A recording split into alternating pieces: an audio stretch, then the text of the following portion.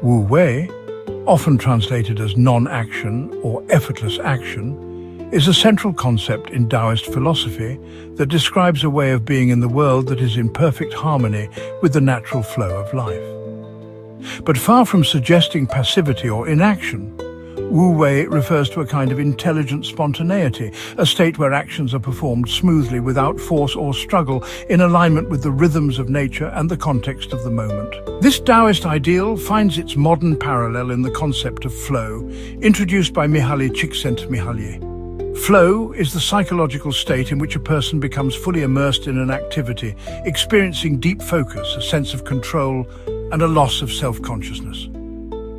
In flow, actions feel spontaneous, effortless, and intrinsically satisfying, requiring no compulsion from external factors.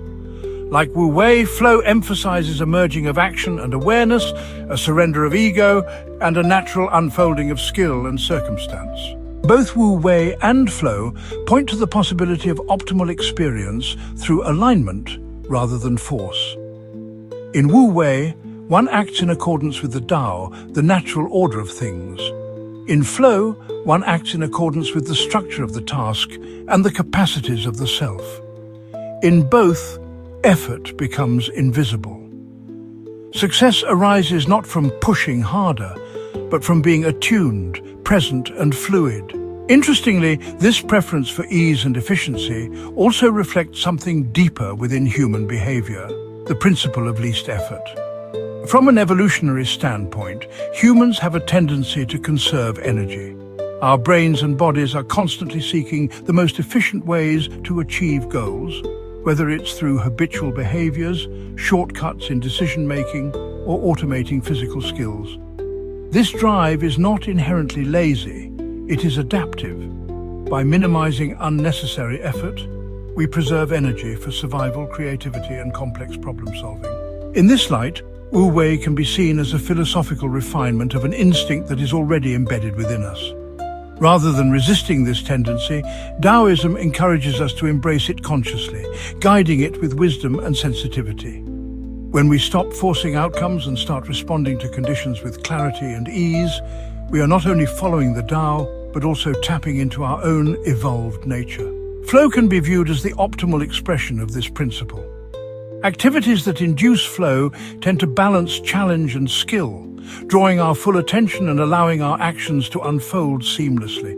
This is not about being passive, but about being so engaged that effort dissolves. We stop overthinking, stop resisting, and simply act. Consider how athletes describe being in the zone, or how artists lose themselves in the creative process.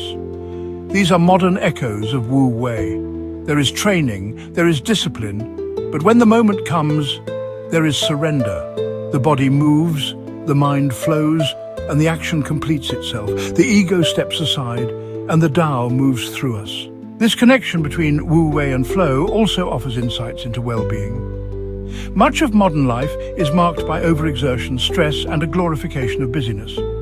We equate effort with virtue and struggle with meaning, but both Taoism and psychology suggest another way. That fulfillment and excellence can emerge from alignment, not force. When we align with what we are naturally drawn to, when we cultivate skill and presence, and when we let go of excessive control, we access deeper joy and effectiveness. Wu Wei teaches us to trust the unfolding. Flow shows us what that trust feels like. And our biological tendency toward efficiency suggests that this way of being is not just philosophical or psychological, it is deeply human and nature's own design. In the end, Wu Wei and flow are not escapist ideals. They are invitations to live more intelligently, to act without unnecessary resistance, to find freedom not in escaping effort but in transcending its friction. For more important ideas, visit our channel, like, follow, and subscribe.